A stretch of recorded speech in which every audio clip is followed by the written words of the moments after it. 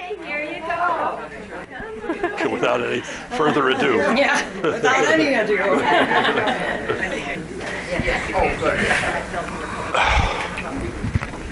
Thank goodness the chairs aren't too high, because sometimes they give us these high stools and you're the shorty going like, how am I going to lever my way onto here without going over, and then it doesn't look great. Well, good to see you again. Good to see you as well. Thank you for giving up your morning. Oh, not at all. Looking forward to delving into your prose. And this is the point where we say,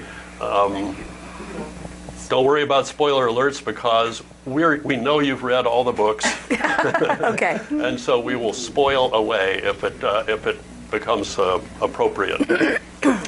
Are you back to doing book tours these days? Not entirely. I had the most recent book come out at the end of March, and when I had to make a decision about book tour events then, at the time I had to make the decision, Omicron was surging, so I decided, I think I will keep my in-person events to a minimum and mostly do Zoom events, which is what I mostly did. But the thing also being is that I had some in-person events because I had a number of events that had been scheduled a long time ago when everything looked a little bit different, which we're now hitting. And, one of these, this was actually one of them, so it was some of these things that I had scheduled for a while, or which have been rescheduled. So a lot of things are finally shaking out in the schedule, and we'll sort of see where we go from here. What kind of experience have these book tours been? I mean, in general, you must have done a lot of them by now. I really didn't start with a lot of touring until, I think, The Huntress was my very first book tour, which was something like 8 cities in 10 days, and that was definitely a little odd, living out of a carry-on suitcase and sometimes not being entirely sure what state I was in.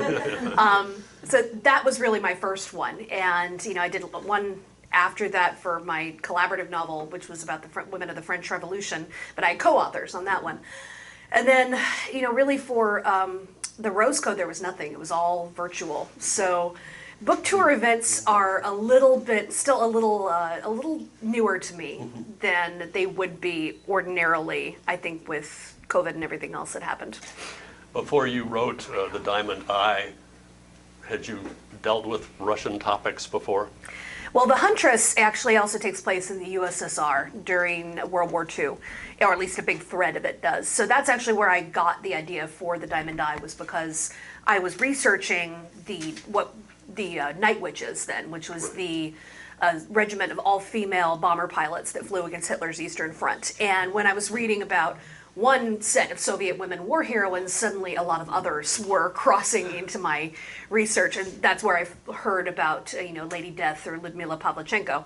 And it was such an incredible life. I sort of looked at it cross-eyed, and then I just decided, well, I can't put her in this book, but I'm going to tuck her in my back pocket for later, which is exactly what I did.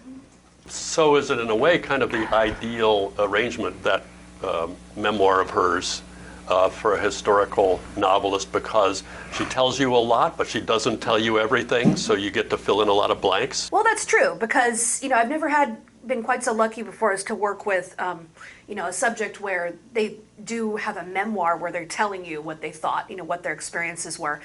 And in one way that is very liberating, because you get so much handed to you. But at the same time, even a memoir doesn't tell you everything. And in part, that is because even in a memoir, people are curating their lives for posterity, and there are things that, you leave out. She does not talk hardly at all, for example, about her first husband, who I think was a bit of a louse, considering that, he walked out on his teenage wife and, baby son when only a matter of months after the son had been born, and was never really part of their lives after that. She hardly says a word about him, I think, but that's extremely, he was a big part of her life at one point, but it's extremely believable and understandable to me why she would leave him out, because what woman wants to, talk a lot about her lousy ex in her, when she's talking about her life for posterity. And then also the fact that her memoir, since it was published in the Soviet Union, there's a stamp of propaganda on it. And so therefore you have to make some judgment calls about where is it that the propaganda censors had their way, about where did they put something in, or where would they have insisted on leaving something out. And so there's a certain, balancing act to be done there too, because it's not that you can't see the real woman in the book. You can, but there is sort of like almost like a fence in front of, you know, this sort of wall of propaganda, and you can just sort of see her through it. I get there. She was sort of that way in person too. When she came to this country, she tended to have fairly short, blunt answers. Well, she did, and it was, you know, partially it was the Soviet way of, you were supposed to remain on point with your talking points, and you know, you weren't supposed to be getting into long, you know, emotional drivel. You know, it wasn't the way that you were supposed to do things.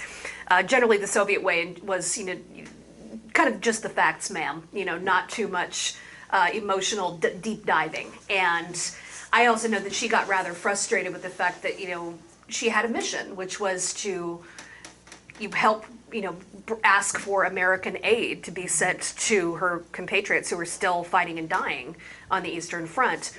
And so she got really rather frustrated when, rather than you know, ask about that very important mission and this very important thing, people wanted to know about her makeup routine.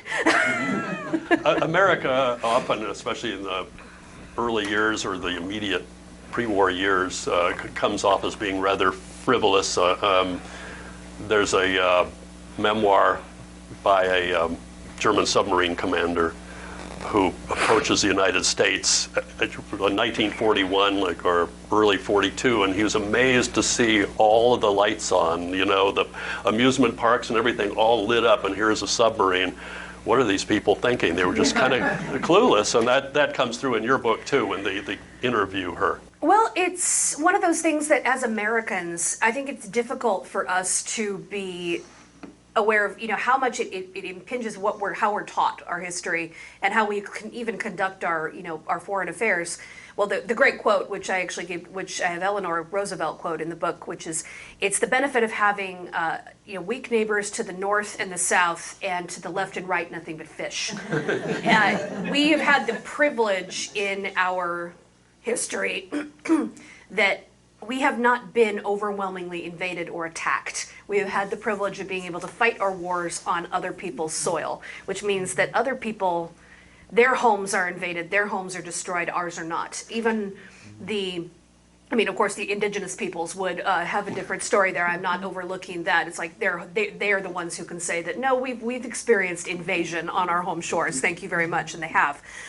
But as American citizens, even the closest we got was Pearl Harbor, and even that was not the continental United States. So we've had the privilege of not having an invasion on our home turf, and that makes an incredible difference. And that's something I was researching even since the Alice Network and the earlier books, because when you've had soldiers who have experienced a war and then can come home to a homeland that is untouched, that is very different, psychologically speaking, from soldiers who went to a war and then came home to a home that was wrecked, and families who had endured their own sets of difficulties and horrors simply because they'd had to go through an occupation, an invasion, or even just if they hadn't been invaded, the stresses of possible invasion and rationing, you know, the way the British did, even if they weren't technically invaded. So it's made a very big difference to us, as in our mindsets as well as our history, but just how we teach and how we conduct ourselves.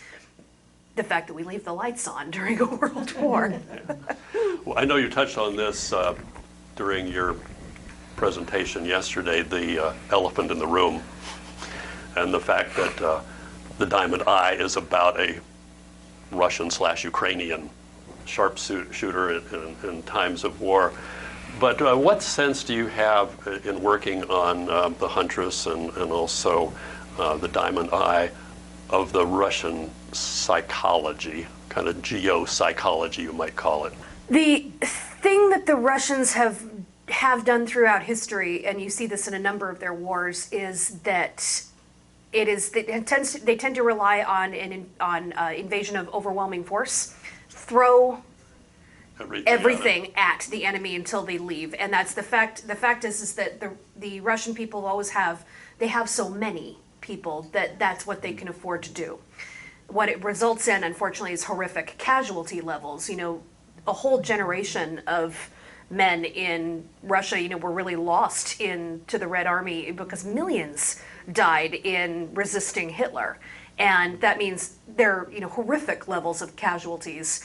which is why the saying goes that, which, is a little sweeping, but it does have a kernel of truth, that, World War II was won with British intelligence, American steel, and Soviet blood.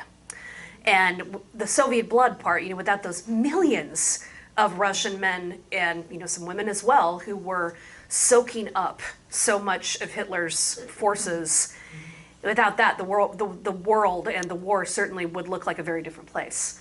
And the other part, of course, though, it's not even just the part of the Russian mentality. It's not even just throw everything we've got at the other side until they go away. It's also let the land do it. Yes, there is very and the much the weather. sense of, okay, you can come in, but can you keep it? And the answer is no, because Russia is too big, it is too cold, the weather is too brutal, and another way in which you can do that is mount that fighting retreat and let the cold and the winter do to Hitler what it did to Napoleon. Yeah. And when I first was reading, and it was a sound strategy. I mean, it's not a kind one. It's going to result in a lot of losses for your own side as well. But, for good reason, German soldiers talked with absolute dread about, oh my God, anything but the Russian front. Sure. And I remember when I was reading the announcement of war, which, Ludmilla hears through speakers in Odessa when she's out for a day at the beach with friends, like an ordinary college student. Molotov made the announcement, and he references, Napoleon lost here, Hitler will lose here too.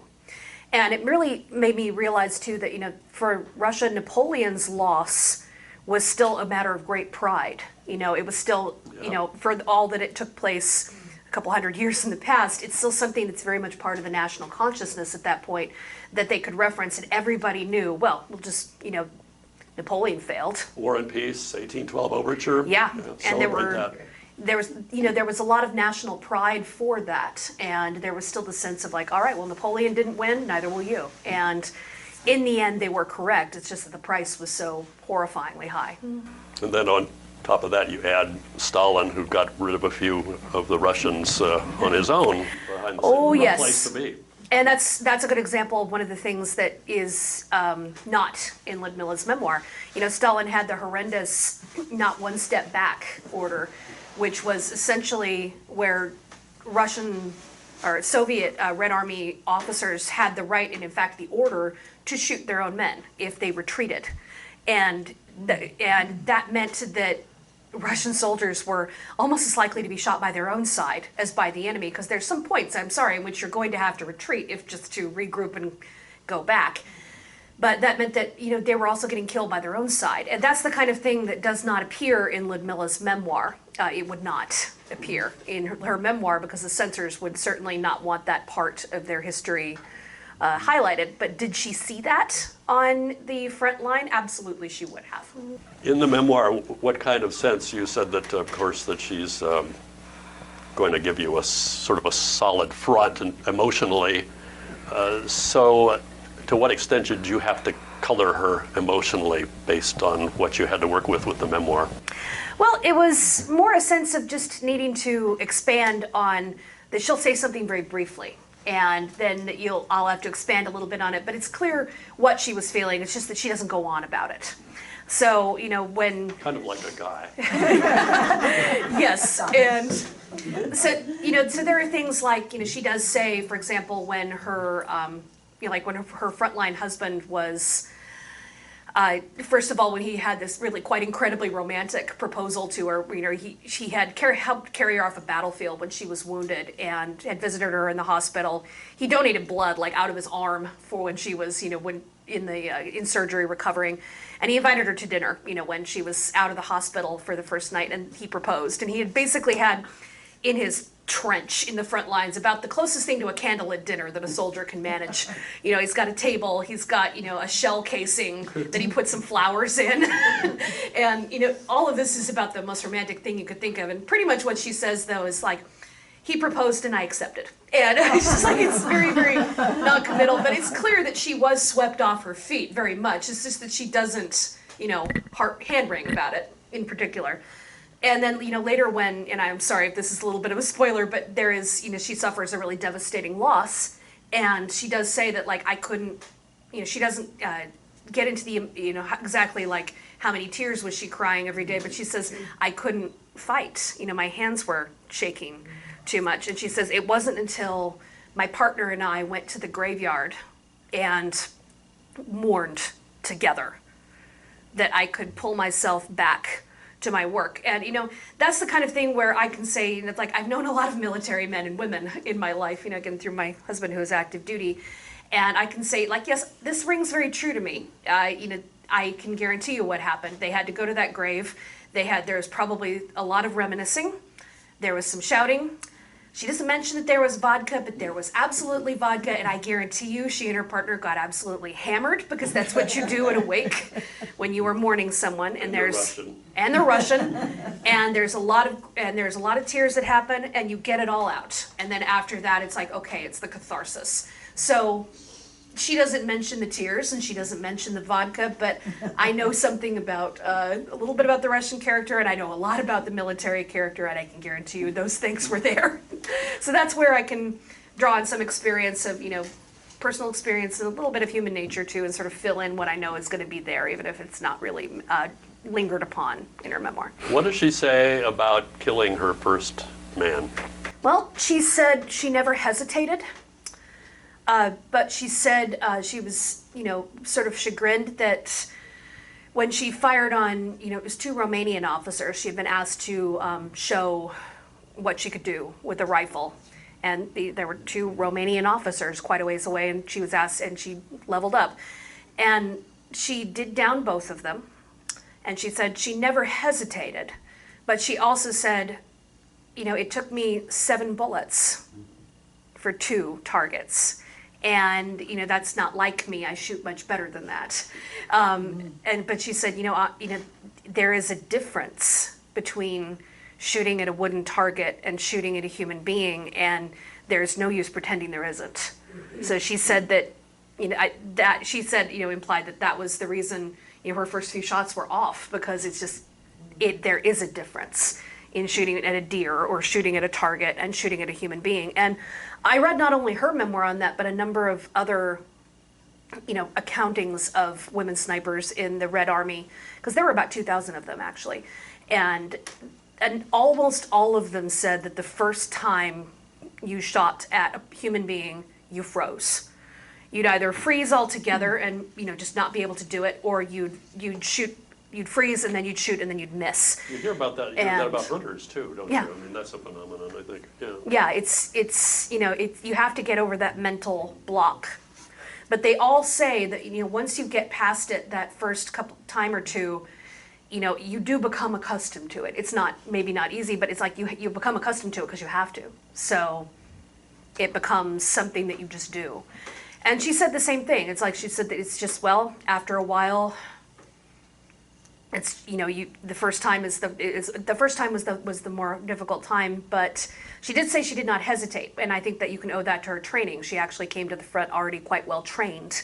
She already knew what ballistics were. She'd already done a lot of exercising, and training is the thing that gets you past that human urge to freeze. That's the reason why soldiers in boot camp and so forth are trained so hard.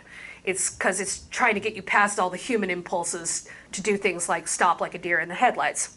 Excuse me, I got an itch in my nose. But she did her job after that, and she decided it's like they're invaders, and I'm a woman with a job to do. She really didn't say, like she said, the anger didn't come till later, when there was, she suffered some losses of her own, and then also she was seeing what happened to some of the civilians in the area, and that was when, just the idea of, well, it's a target and nothing more, actually started to turn more into hatred, that like, oh, I will do anything to get these people out of my country. But she couldn't afford the emotion as a sniper, could she?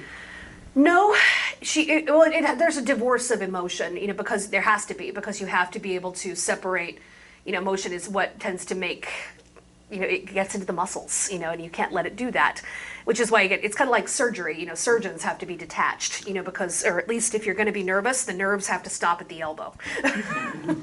So it's a similar thing where she did feel hatred later. She said, when she said, as far as I'm concerned, every face I see in my sights is the soldier who killed the man I love. And that did, come later, but by then she was also so experienced at what she was doing that you have a lot of muscle memory to carry you through and not to let the emotion get to you when you're on the job. 309 confirmed kills. 309. Now we don't. Now that number is, I think, variable, because for one thing, a sniper's tally is only supposed to consist of kills that are confirmed either by bringing back things like dog tags or anything that the corpse might have on them, which they did have to do because you never knew what intelligence you might find. If you found maps, if you found plans, these things could really help with the war. So you did have to, if you could, search the bodies, which she said she did not like to do. She did not like to see their faces afterward. But you did have to do it. So she did do that. So your kill be confirmed by either bringing something back from the body, or if you had a officer who was present to confirm that yes, it did happen. But on the other hand, that wouldn't account for the times when she was just firing with the rest of her battalion in the middle of a battle where you're not working as a sniper but just as a soldier. And it wouldn't probably account for the times when she was fighting, towards the end of two desperate sieges, Odessa and Sevastopol. So especially at Sevastopol at the end, when the city is coming close to falling, I really doubt highly that too many people are stopping to tally anything at that point, because the situation is so desperate that all you're doing is fighting for your life. And then it doesn't account for, of course, when you fire but you don't confirm a kill, or you fire but there's no one around to see it. So I have a feeling it's one of those things. Did she have a tremendous tally? Yes, it may actually have been a great deal more than 309. But she also had to go on a propaganda tour, and I guarantee you, my feeling very much as far as how common sense would work this would be, they would ask her, well, how many do you have? And she probably said something like, north of 300, but I don't know. I mean, I think things got a little fuzzy around the end of Sevastopol when I got wounded for the 5th time. And then they probably would have said, well, they're going to want an exact number, for the press. So 309, that sounds good. Go with that. I have a feeling it was probably something along those lines. So if we ask ourselves, was it absolutely 309? No, probably not. It may have been less, may have been a great deal more, but Lots and lots. fog of war being what it is, and then also the fact that journalists like exact answers and not, fuzzy ones. You want sound bites. You don't want any kind of, a long explanation. You want something quick that will go in your caption. Facts versus estimates.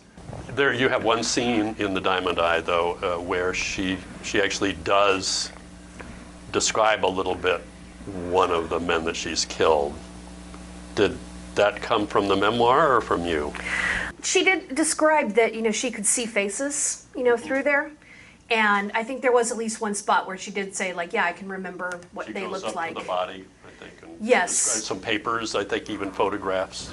Yeah, there was one incident where she remembers a man, a German officer that she killed, and she remembered afterwards she was going through the papers that they had from the body, and, she found a photograph of him with his wife and children, and a letter that he had written to his wife. And, that did come from the memoir. And she was looking at that, like, oh boy. But on the other hand, she's like, we didn't ask you to come here.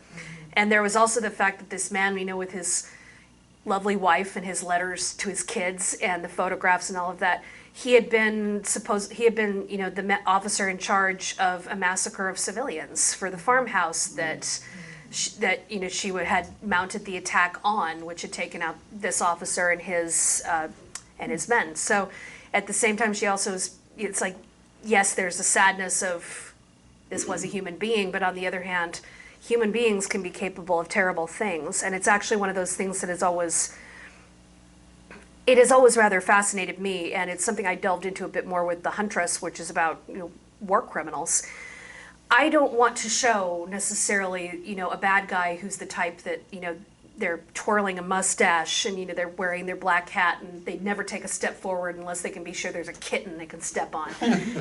I would much rather show the kind of villain who did terrible things, but then went home to their wife and kids and, loved their dog and, was a great neighbor or, a mainstay of their church or something, because that to me is far scarier than anybody in a black hat, twirling a mustache, because when you think, that makes you think, what on earth are people capable of, that you can be good and wonderful people in one part of their life, and then in the next part of their life, be responsible, like this man was, for the massacre of a civilian family.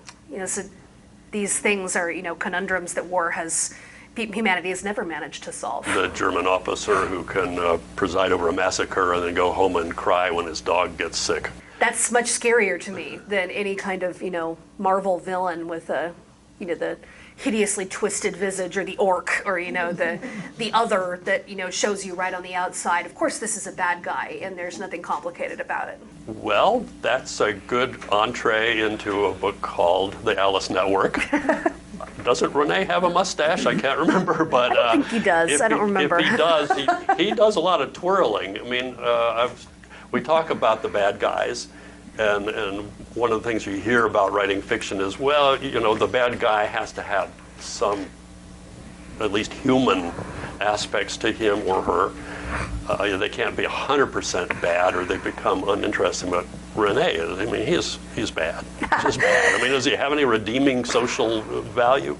Well, he has great taste, and that's one of the things. Yes. He has wonderful taste in everything, art, clothes, music, all of that. And the thing and he actually has some good observations about human nature and about what makes people, root for themselves versus other people. And the thing I wanted to do with him was because in that entire book, the Germans are, sort of the big faceless bad. They're what the war is being fought against.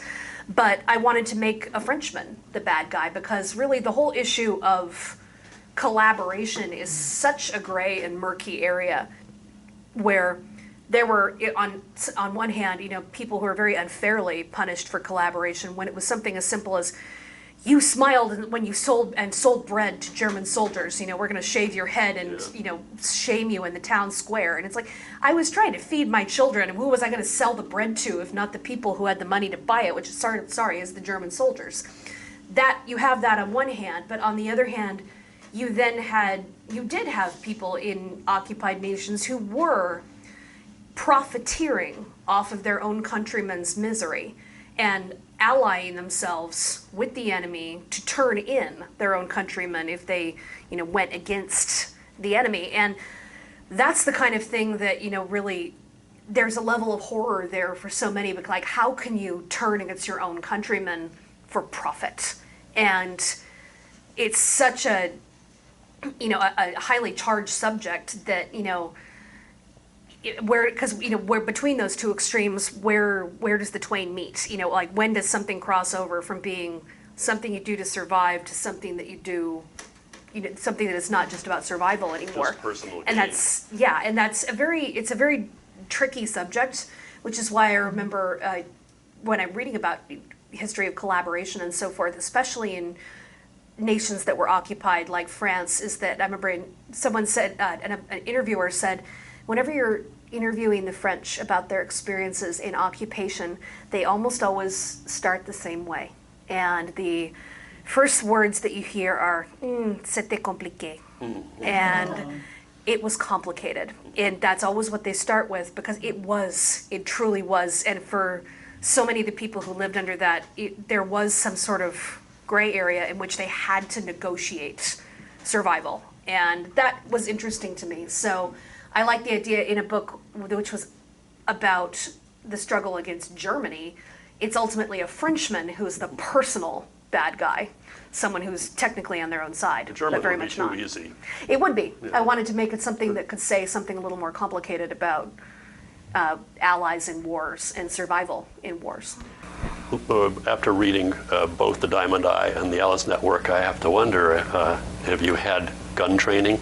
I have done some shooting, yes. Not a lot. I'm not a regular at the range by any means, but I have done some. And I do actually own, after when I wrote The Diamond Eye, I decided I do actually own a Mosin Nagant rifle, World War II era, with PE sights, which is what Ms. Milla would have done most of her work with. And fortunately, there were millions of them made, so these are not hard to find.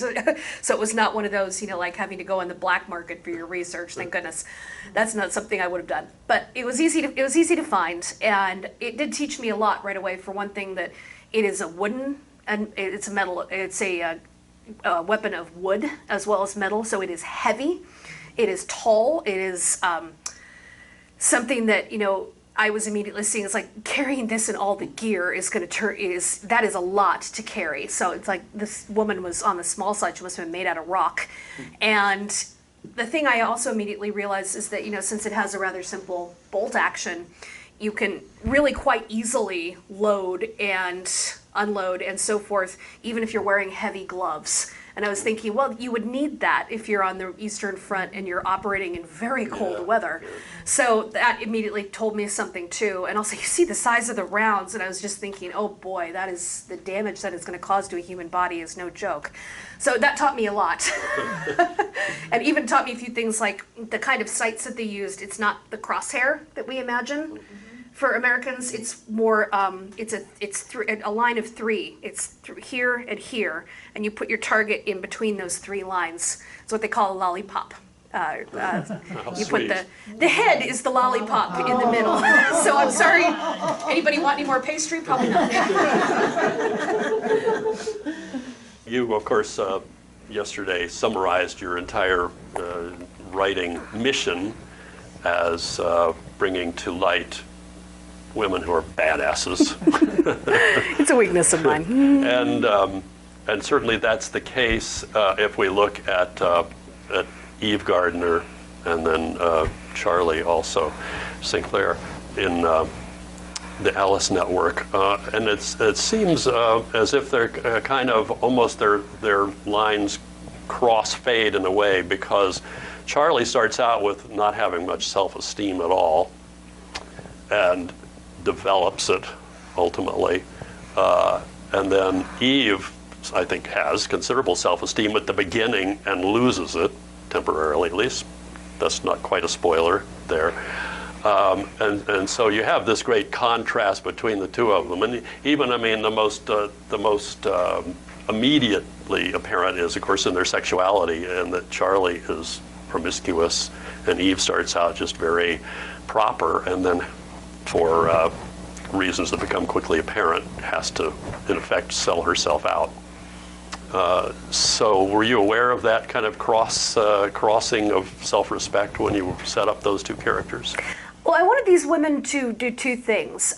For one thing, they have to start about as far apart as two women possibly can, because they're regarding each other over a tremendous gulf. And they are first looking at each other with complete incomprehension and small amount of dislike. And so they're about as different as they could be. So therefore I envision them as being, one is American, one is English, one is quite young and one is much older. One is, from a prosperous family and one is, pretty broke. One has a family network behind her, the other is an orphan. One has had the chance of education, the other has not, et cetera, et cetera. And these things lead, they have nothing in common, seemingly. And yet, I knew that the end state for them was that they were going to be, really about the closest kind of friend and ally that two women could possibly be. That journey will be more interesting if the gulf they have to overcome is a substantial one. So part of that, helping them get over that gulf, is the fact that they undergo parallel experiences in a lot of ways. They both have suffered loss. They both have suffered, they both suffer, the final thing that really pulls them together is the loss of the female friend who is the most important in their lives. For Eve, it's her friend Lily, and for Charlie, it's her cousin Rose. They suffer that loss, which is the thing that pulls them together ultimately, but they also suffer other things. The fact that both of them become pregnant at one point in a situation that is terrible for each of them for various ways, but they make different decisions about how to handle that. And then they are both, wounded by the after effects of war. Charlie, because she has her family blown apart by the suicide of her brother, who was a veteran of the Pacific, and Eve, because she was a spy in the war and, very scarred by that. And they both navigate essentially similar choices, and sometimes they make different ones, but they can respect each other's choices. And they can respect that, we may be different, but we have gone through something similar. And these are the things that help us to understand each other in the end. And then I wanted them to, because Eve does have this tremendous sense of recklessness, because she is, ultimately she does not value her life. And Charlie, on the other hand, is someone who is much more hesitant because she's been raised that, she doesn't have much control over her life. So I wanted to flip that stereotype on its head that, the young person is always the reckless one. And in this case, it's the older woman who is much more likely to charge into an ill-considered or dangerous situation, and the young person is the one who's left running after them going, God damn it, not again. But in the end, I knew that, in order to defeat the bad guy who has, wounded or wronged both of them to some degree, it was going to take both of these women, not one of them. And that it's that whole thing of, two being greater than one. It was going to take them both and the lessons that they both learned, and it was going to take the alliance between them to ultimately bring down the man who's really his greatest achievement so far throughout his entire life and 2 world wars was to evade the consequences of his own choices. How do you go about writing a sex scene? Those are tough, honestly. And I'm kind of reminded of those, that old saying, there are 2 things in life that are impossible to describe, and one of them is a sunset. Because there is a feeling of how on earth do you describe something that, is fairly universal and in some way that is not a cliche. So that's difficult. And but on the other hand, you kind of treat it like an action scene, where you have to. You do. You treat it like an action scene in the sense of. Hopefully nobody gets hurt. Good luck. But it's about the movements of bodies, and it's about the emotions that are happening because of that, and it very much is going to depend on the person. Every lovemaking scene or sex scene happens for a different reason and in a different way because the people involved are different.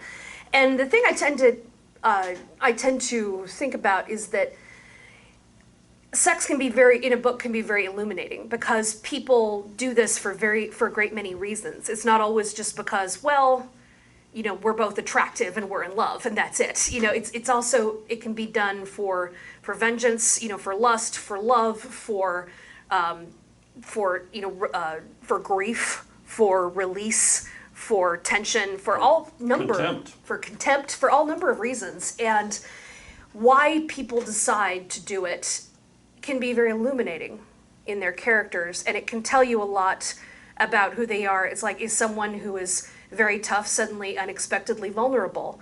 Or is someone who appears to be, cruel or mean, are they suddenly tender? Or is someone who is, you think is a good person is suddenly, not hearing the word no?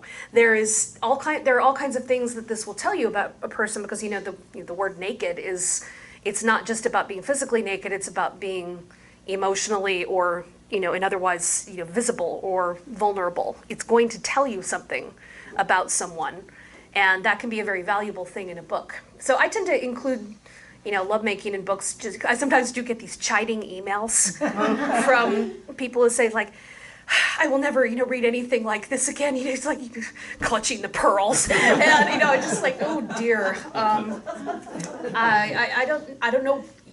You sound very sheltered. It's this is, I hate to break it to you, but this is an activity that humanity has been indulging in a very long time, and it is not, in my mind, it's not pandering to put in a sex scene, and it's not I'm not trying to, just get a salacious thrill for the audience. Generally, it's in there because the characters want to, and because it's going to illuminate something about them that the reader needs to know for the story itself to advance. So that's why it always goes in, that's why it almost always will go in at some point in the story, because sex is one of those things that the human race has been doing for a very long time, and it's a big part of life. And I tend to get a little amused sometimes at people who say things like, it's like historical fiction that has any sex in it. It's just that just makes it a romance, and it's like, oh no, because if we decided to only focus on the battles and the policy of kings and powerful people, and who they fell in love with, who they married, who they had children with, you're leaving out a lot of history. And if you don't believe me, I mean, where do you think the study of history is going to go if we only talk about the policy and the battles of Henry VIII and not the fact that, you know, he fell in love with a woman who wasn't his wife and ended up creating an entirely new religion? So if you're only focusing, if you don't focus on the love life of Henry VIII, I'm sorry, you're going to be missing out on probably some of the most important things of his reign. So sex and love and all of these things actually have a huge impact on history and on the movement of nations, and on all kinds of, you know, things that are much, much bigger than just, you would think, you know, the, you know, emotions between two people, or whether that's lust or love or whatever. Well, let's talk about something even more exciting than sex. Poetry, of course. Ah, yes. And Baudelaire in particular. Baudelaire is sort of a contemporary and influenced by Edgar Allan Poe, and fascinated by sex and death. I'm not sure Poe was that excited about sex, but death he was certainly fascinated by. And of course, Baudelaire plays a theme all the way through in the Alice Network in a rather dark way. There's this bust of Baudelaire that has a very unpleasant role in the storyline. Do you have a bust of Baudelaire? I don't. I have a small Would you like hand-sized one of like a Greek maiden. I always think of her as the goddess Athena. That's what she looks like to me. But I do remember doing a Zoom book club with someone about the Alice Network once, and one of them said, "You know, I'm not sure I listened very much what you're saying because I kept looking at that bust next to you and kind of just thinking." It's like, well, I was kind of thinking like that's the size it would have been. You know, it hefts nicely. You know, you could swing it in one hand. But yeah, I haven't done anything with a bust of Baudelaire other than put it on a shelf or a bust of anybody. So that's just for reassurance. But I actually really quite I love Baudelaire's poetry, and I was looking for something that would be a sort of a theme that could run through, and it seemed like that worked as the favorite poet for my villain, because it has this, you know, this very French sort of mix of decadence Very and sensuous. it's Yeah. very sensual poetry, but at the same time there's this sort of theme running through it of decay or rot or death at the same time as Love there that is stuff, don't lushness you? and sensuality. And he talks about, you know, wine and celebration and also death and the grave, and all these things are woven together in this very sensual, very French way, I think. And so I thought that it was a natural fit for my villain, and there's so much great imagery in the poetry itself that there was a lot of stuff thematically I could pull on. And of course, you know, his most famous work is the Fleur du Mal, you know, the flowers of evil. And so I sort of ended up with a whole metaphor that came out of that rather nicely, especially once I had the thought of giving a great many of my women flower names. So it all worked together kind of nicely, where this is where, like, you know, the writing process early on, you know, I'll have some sort of note in a document that says something like, do something thematic with flower imagery, question mark, you know, and then I think I developed that later, and then it looks a lot deeper and more well planned out than it probably actually was. Well, speaking of such things, do you ever have flashes of insight at inconvenient times? Oh yeah, quite often when I'm driving, and then I can't stop, you know, so there I am driving along, and like, you know, like I've got stuff running through my head, and I'm just like, please don't take your eye off the road. You know, it's like, please can the muse not try to kill me, you know, and run my car off the road, because I have had that happen where things, you know, hit at inconvenient moments. And then, so sometimes when I'm driving, or, you know, in the shower is a classic, or sometimes if I'm doing something, you know, talking to a lot of people and I have some idea and I'm just thinking, I can't get out of this conversation for like another hour until I've done the civil, going around the room. No, I'm actually, the muse is off this weekend, I think. She's just enjoying the scenery. But sometimes there'll be a thing where I'm, you know, talking to a lot of people and I'm like, I don't think I can get away for another half hour to write this idea down, so I really hope I don't forget it. Carry Post-its? I do, not Post-its, but I have written things down in slips of paper or, made notes. I send emails to myself on my phone sometimes, that kind of thing. It works out nicely. You ever have trouble reading your own handwriting in those moments? What was Sometimes. I talking about here?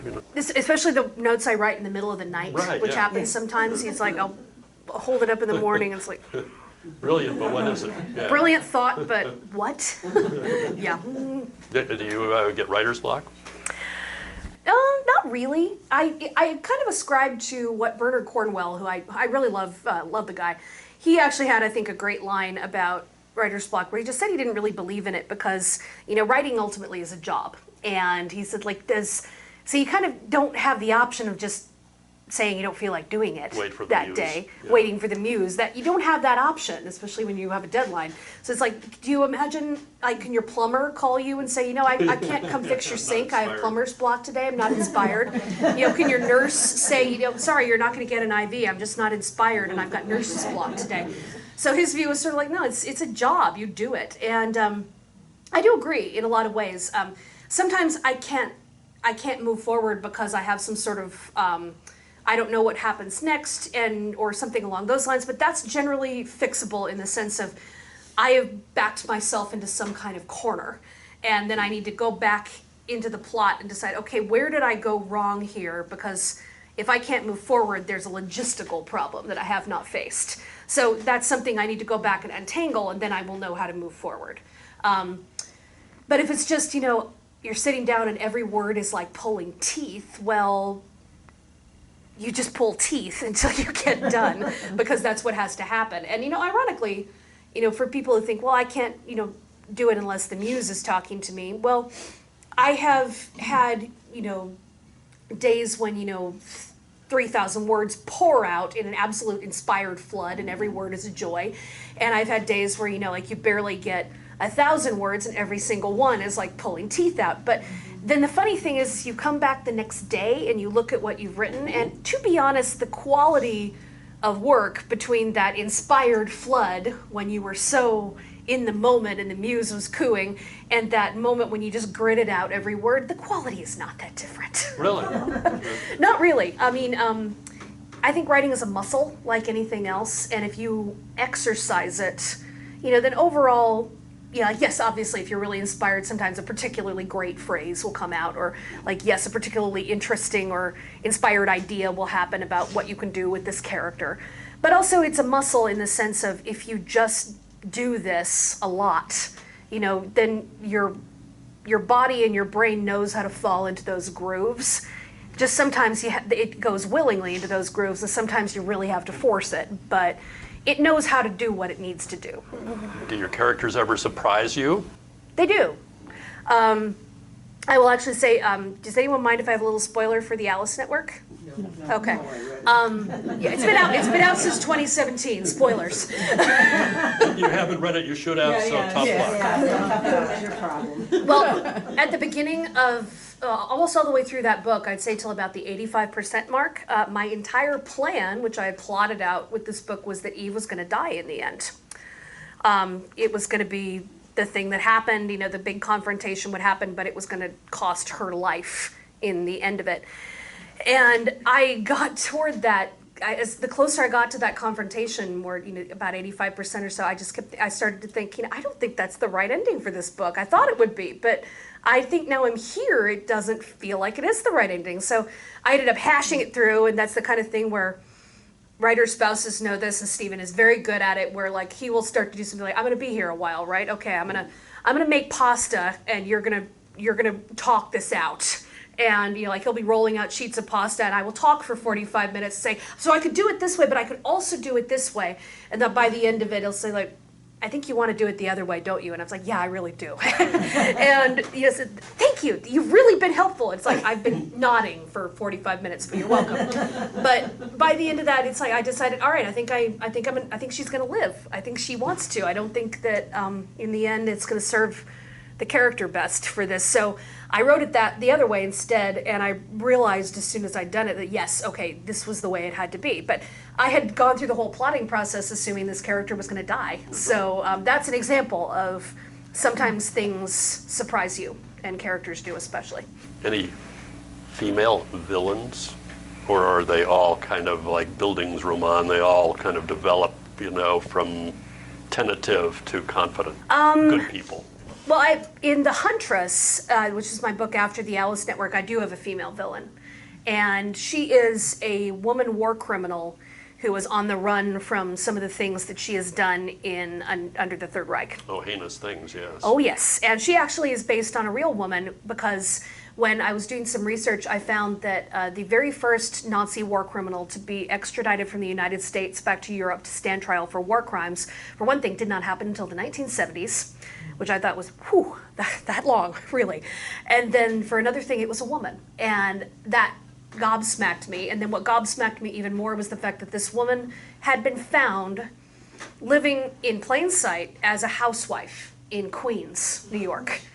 And I immediately thought, and the thing that really, stunned me was the fact that, she had married an American who she met in Austria after the war when he was on vacation, came home with him, American citizenship. And the thing that astounded me was that, her husband and neighbors apparently had no idea what her background was. And they said, you have to have the wrong person. She's so gentle, she wouldn't hurt a fly. And it was like, she did hurt no. some flies. Yeah. She had this incredibly brutal background as, one of the women guards at one of the camps, and it was horrendous. And I thought I ended up fictionalizing a character who was similar to that. I didn't use the same one because the real woman, her whole situation was a 12-year legal battle, and I was like, I don't think I want to do a 12-year legal battle in a book. That's a lot of paperwork. I don't want to research. I'll leave that to John Grisham. And for another, I didn't want to put my fictional people and give them the credit that real journalists and investigators deserved for finding the real woman and extraditing her. I didn't want to take that away from them. So I fictionalized someone like her, but that was another sort of exploration of the whole banality of evil thing, the idea that this woman was a good wife, a good friend, a great stepmother, the family dog loved her, and all of these wonderful things, except that she also had done these horrible things. And what does that feel like when it is not only when you are the person who is, you come to realize that you have someone you thought you knew, someone you loved, someone you had a lot of personal history with, in fact has this capacity for evil. And what does that do to your family? And what does that do to your whole sense of what your life is when you have someone who's woven into it, who is suddenly ripped away and shown to be something completely different? And so that was my, I did want to do a female villain because I am certainly never going to say I do love, badass women characters, but women are just as capable of doing terrible things as men are, and this has always been the case. So I never want to, strictly gender the villains and the villains and the heroes. Yes, equality of access. Quality goes both ways. Yeah, right. Well, you did write one of your earlier books about the Borgia, right? Yeah, I did, and they were an interesting clan. I don't think Lucretia Borgia deserves her reputation as a poisoner. I think that's a little propaganda of the time. Really? But they were certainly a very violent clan. Although I think the interesting thing about them is that I think the reason they are so vilified is they didn't particularly bother to hide what they did. They were doing the things that everybody else was doing. They just didn't hide it. And so it was the shamelessness, I think, that really put them beyond the pale to everybody else. There's this element of cold-bloodedness, though, too, I think, in your villains, and even, and in a case like Lyudmila Pavlichenko, there's and Rene in his way, although obviously he can be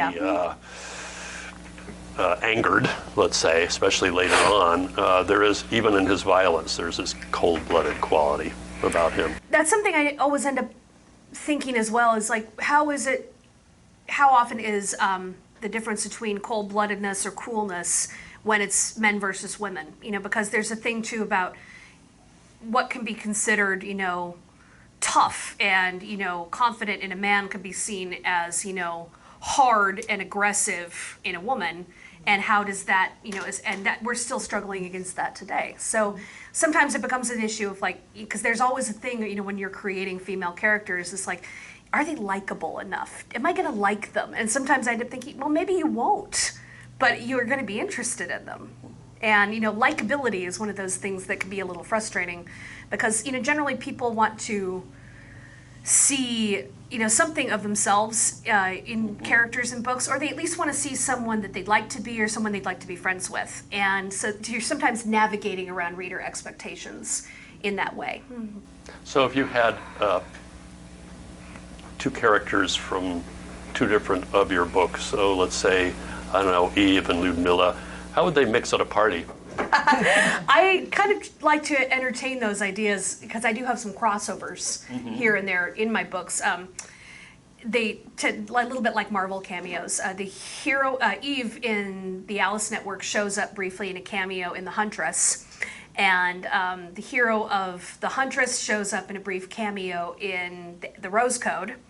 And it is one of the, there's a little family tie in the Diamond Eye between one of the characters in the Diamond Eye and in the Huntress as well. So I do like to have these little crossovers, and I do sometimes imagine, what would happen if these ladies were to meet at a party. I think, I don't think Eve and Ludmilla would like each other all that much because Mila would look at Eve and just think she's shockingly undisciplined. And I think Eve would probably look at Mila and just think, you have a giant Soviet stick up your butt. And you don't look like you'd be that much fun. But I don't know, if you've poured enough brandy and vodka on the table, maybe there could be some common ground in the end. Which one would you like to meet most? Oh, goodness. Eve might be more fun, but I would really like to meet Ludmilla because she was real. And I would love to know if I got it right, because I am very cognizant that, I did my best to, bring her to life, using her own memoir and trying to be true to it. But I am very cognizant that my version is just that. It's my version. And I, in the end, can't know what she was like in real life. No one can know but the people who loved her, the people who knew her, just her herself. So I think I would love to meet her if she could take a truth serum or something, so she'd have to answer my questions. Tell all. But I would love to know, it's like, are you anything like I imagined? Did I get you right? Do you hate the book? So that would be fun. I would love to meet her just for that. I think we're there, aren't we? For time. So fascinating way to end it, though. You certainly got Eleanor Roosevelt right. Oh, I hope so. I actually met her and talked to her twice, and you got her right. Oh, good. The warmth poured out of that woman. When you were talking to her, you were the center of her world. The best politicians do that. And, not even just politicians, but there were some things I remember reading from the memoir about the interactions between Eleanor and Mila, and I ended up thinking, like, really, could things like this happen? Like almost this pajama party attitude, feel in the room of, like the First Lady is hemming pajamas for, the Soviet woman sniper who's sitting there in her bedroom wrapped in towels. And it's like, no, happen? It did. It was in the memoir. And that did happen. And, the fact that, she was Mila's guide on a lot of her tour through the Midwest. And there was something where, Mila woke up and realized she'd fallen asleep with her head on Eleanor's shoulder, and Eleanor sort of gently shaking her awake and saying, we're in Chicago, darling, you have a speech to make. And, the fact that there was a bit when Eleanor drove Mila, she offered to drive her in her own convertible because the embassy car was full from an event to, a Washington, D.C. dinner. And this woman who had the nickname of Lady Death was apparently like clutching the door and thinking like, this woman drives like a maniac. And which I just thought was hilarious. And these things all came from the memoir. And I wondered, like, could that have really happened? They're such informal things. But the more that I read about Eleanor, and certainly from what you told me as well, is that that's actually quite likely. She had a tremendous gift in her life for being able to make friends. And that's really quite remarkable because she was a woman with a huge amount of privilege. She was on this big pedestal. She had so much family money, all this family name behind her, all this political power. she redefined the whole job of a first lady into something that was powerful and not just something that was a figurehead. Very much. She, was Franklin's eyes and ears and legs, they called her. And she had all of this, and yet she was so notable for being able to reach across the gap to people who had nothing like her privilege or her experience and make friends. And she was always doing that. And that's why she was, so successful in, making these advances for things like civil rights and for, because she could listen. She could make friends with people who had nothing like her world experience. And so, the more I read about that, the more I thought, this actually seems entirely plausible. That she would make this kind of connection with, really a Soviet woman sniper. I can't imagine anybody more different from a First Lady of the United States, and yet they did forge a connection. And it seems that that was very in character for Eleanor, in fact. And she went back and visited later. Interest in young women. She what they did. were doing. And I can see she would have been interested in Soviet women because, they did have this interesting, very different position from American women where there were more, because there was that, idea all the way from Lenin about equality of the sexes in Russia, that women were going to stand equal with men. And there was more advancement for women if you wanted to be in the Soviet Union, if you wanted to be something like an engineer or a doctor, or if you wanted to join the army. These roads were much more open to you. But does that mean they had true equality? No, it does not. Because the practice of it was more like, thank you, Russian women. You can absolutely do any job a man can do. Now go home and do all the jobs that women do as well. Because it was sort of like most Russian women were pretty clear about the fact that, and I know this too from a lot of some of the Russian women I talked to, who were born under the Soviet Union and so forth, and they said, "Oh yeah, I've hardly ever met any Russian men who did anything about the housework or the raising of the children or the cooking of meals. That stuff is still women's domains, even if women are also allowed to go more into the men's domains." So it was a little bit of a balancing act, but I can see Eleanor being very interested in that because she was interested in, the advancement of young women and, how they were, to push forward in life. I wish, as I sat here, I wish you were in a classroom a lot. Well, I get asked a lot, like what is advice you would give to new writers, but not just young writers, but writers of any age, because I know many people who are starting writing, in middle age or later. And there are two quotes that I end up pulling out, and one is from my husband and one is from Nora Roberts. And the one from my husband is the military phrase, "embrace the suck." And what that comes down to is just exactly what you said, is that do not get frustrated by the fact that your first attempts at something are going to be terrible. They are. There's no getting around it. Everybody turns out a bad first draft. My first drafts are still bad, and most writers I know would also say, yes, first drafts are terrible. They just are. And you have to embrace that, and you have to get past that voice in your head that says, this is terrible, this sucks, I'm never going to be good at this, I can never show this to anyone, I may as well just give up. And then they never get past that first, half-finished chapter or that first half-finished paragraph, and they never get it out. And that's a great shame, because here's the Nora Roberts quote, which is where she said, "I can fix a bad page, I can't fix a blank page." And that is very good, and that's very true, because the fact is, once you have it down, you can tinker with it as long as you want. You can make it better, and the more you do it, the more you will have an understanding of how to make it better. Because again, it is like a muscle. It is, something that the more you do it, the better you will get. But those are the two things I tend to I tend to tell people, is like, get past the voice in your head that says it's terrible and allow it to be terrible. It's going to be terrible. That's fine. Because if it's terrible, it's still out, and then you can fix it. And, it's something, again, my mother said to me was, like, you get your 10,000 hours on something before you get good at it.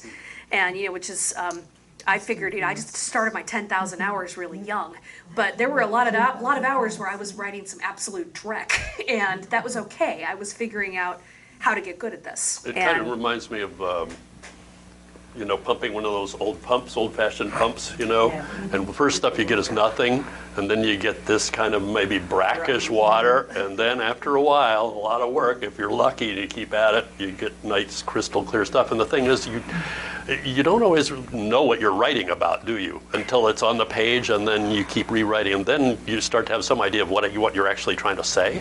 Yeah, that's true. Quite often what you will find out is your subconscious is sort of tap dancing all over the work. And so whatever you won't, like I quite often don't know what the theme is in the book really until I've been, got quite a lot of it out, and then I realize that again that subconscious has been weaving all through it and basically working out whatever issues I've been thinking about in the course of the book. And then I'll see it sort of rising up through the book, kind of like you're seeing a fish come up through the water, and it's like, oh, that's what the book is about. Who knew? I've had plenty of days where I finished and I was like, all right, I have 1,200 words. They are not 1,200 good words. They are 1,200 very bad words, but they are 1,200 words. And that's just the way it is. And then I know, I'll go back tomorrow. I'll fix it. It'll be fine. It's more, I guess, is the rewrite more fun than the writing? Depends. I like editing because it can be fun to be sort of buffing and polishing something and seeing it come out better. There is always a stage in the editing process that I hit where I hate the book with the fire of 1,000 suns, and all I want to do is throw it in the fire and make it go away forever. This is, I think, the reason why it's better to write on laptops than longhand, because just the sheer. Most people, however frustrated they get, you're not going to throw a MacBook in the fire. It's just not going to work. But if you had pages, it would be really satisfying to see them go up. But you hit that stage, and that's the awful part of editing, where you're just sort of slogging away at this thing that it just feels like it will never die, or never live either. It's just sitting there like a lump. But I do enjoy, so that part isn't necessarily so much fun.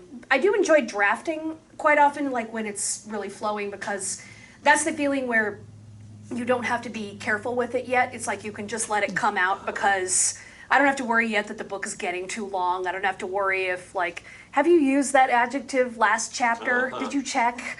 It's like, I don't have to worry yet about, are you layering in that character quite as much as you can? It's like, no, you're just getting it down so that you can, it's flowing along. You're getting the story out, and then you're going to make it pretty later. But it can be fun just to go with that flow when it's actually flowing. Anyway, I think we're probably, we went a bit over, but thank you for letting us ramble.